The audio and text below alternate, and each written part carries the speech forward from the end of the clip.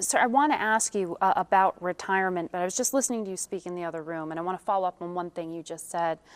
You mentioned that there aren't many systemically important non-financial institutions out there. Non-banking institutions. When you were talking, you were answering a question about the rule that bears your name, the Volcker Rule there. Some supporters have said, in fact, the Volcker Rule may not go far enough with hedge funds and other institutions or banks where partners invest their own money. Well, in terms of offsetting let me clear up one point. Sure. That these systemically important institutions, of which I don't think there are very many, certainly under the Treasury's proposal, and I think under most proposals, would be subject to some federal regulation, particularly on capital and leveraging and liquidity. So they don't escape all regulation, but that federal oversight would exist for the systemically important ones.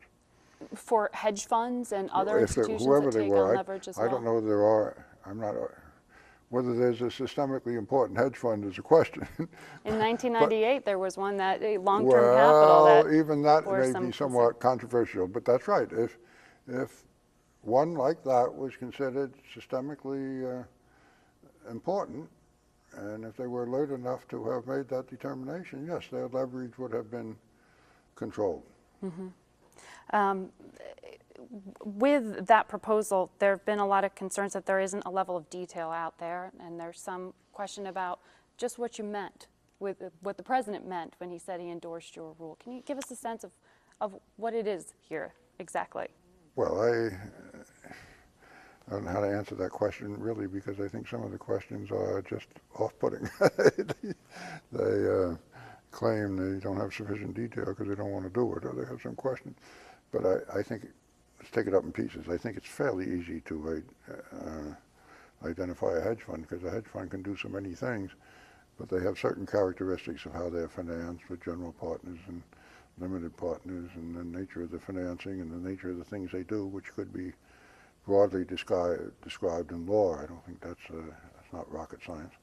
I think you can say the same thing about equity funds.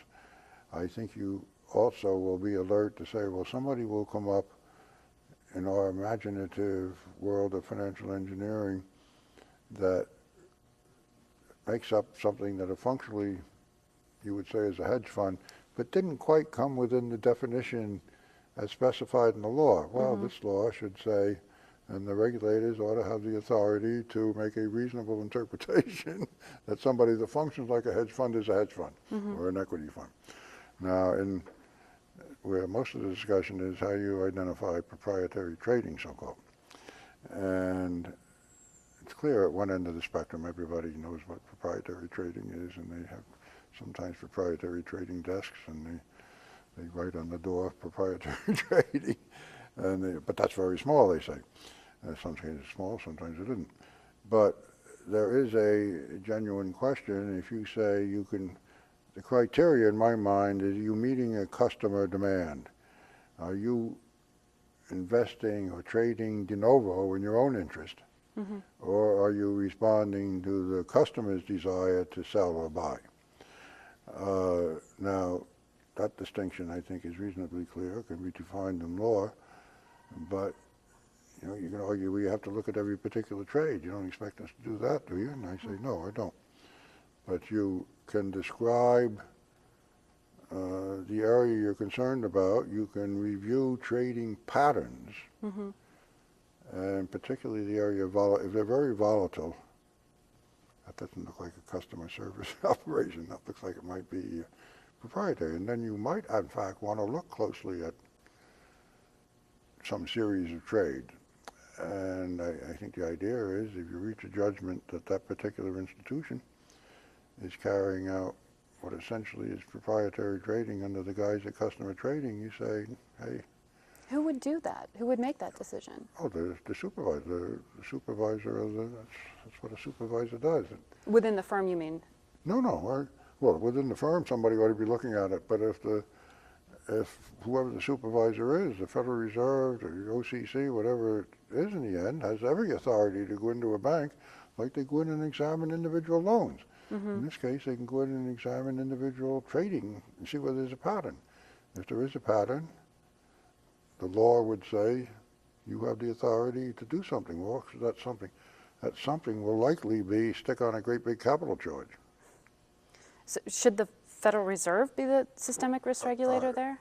Well, that's a separate question, which I have not opined on. I mean, I think the Federal Reserve ought to be involved, but that's not an obscure question. That's an ordinary question of which agency will have that authority. But it'll presumably be the agency that has general supervisory. If the Federal Reserve is supervising big banks, yeah, they would do it. Let's switch to retirement, because I know that's what you're here to talk about today. Rising costs are of concern to all consumers right now. Looking next month, the Fed's going to stop buying mortgage-backed securities. There's also concern that mortgage rates are going to go up. What's your outlook? Can you give us some sense of your visibility? I know you can't comment on Fed policy, but give us a sense of what's in store in terms of rising costs for consumers right now.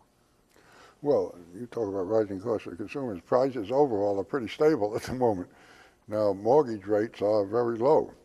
Whether you can expect them to remain as low as they are now is a question. I think after March, right? Well, that's not the only influence on markets. Markets are loosening up a bit, and there's a real judgment. Talk about judgments of whether you're doing proprietary trading. There's a judgment about the condition of the mortgage market and whether there are other flows of funds. Look, all I can say about that, I'm not going to prognosticate about particular mortgage rates, but the mortgage market in the United States is in trouble. It's totally dependent, or heavily dependent upon government participation. It shouldn't be that way. That's going to have to be reconstructed. Fannie Mae and Freddie Mac, they're not exactly ghosts, but they're... Is there a Volcker Rule for that part of it? Well, there should be. That's next year. That's going to be next year's rule. Are you working on something, joking aside? No, but I mean, it's evident that Fannie Mae and Freddie Mac were not a good idea in the first place, I think, when it goes back. This hybrid public-private thing, sooner or later, was going to get you in trouble. And it sure got us in trouble big time. So I hope we don't go back to that model. But, you know, it's too big a thing to discuss right now because you've run the problem you're talking about. There's a very immediate problem of how you withdraw the very heavy government support there is for the market at the moment. The president today was talking about deficits and the importance of addressing them. How do you look at the baby boomers getting ready to retire, coming off of a crisis like this? You said you would raise the retirement age. If you were king for a day here, it would be one suggestion of yours. I would raise the retirement age by maybe a year or so. Just a year or so? Strung out over 15 or 20 years. Don't get out there on whatever we're on Bloomberg and say Volcker demands raise in retirement age. You said we should consider it. You just said that, though. I said over time. Over time? A limited increase, very gradually implemented, which is what we have now. And I said maybe we should continue that a little bit further. Well, there's sort of a de facto raise in the retirement age, right? People are deciding to work longer. They have to. You're old enough, so you're not going to be affected by anything I said.